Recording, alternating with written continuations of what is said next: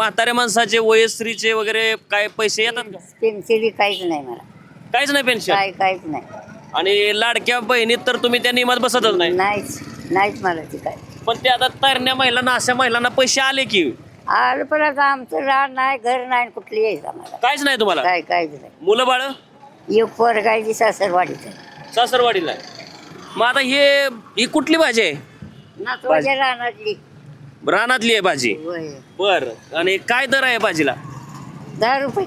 बर. आता तुमचं एवढं वय झालं तर मग तुम्ही कशाला भाजी विकायला आलाय? घरी आराम करायचा. खायचं काय करायची बनीच्या लिकीचा नातवायची, मला कसं सांभाळलं मग?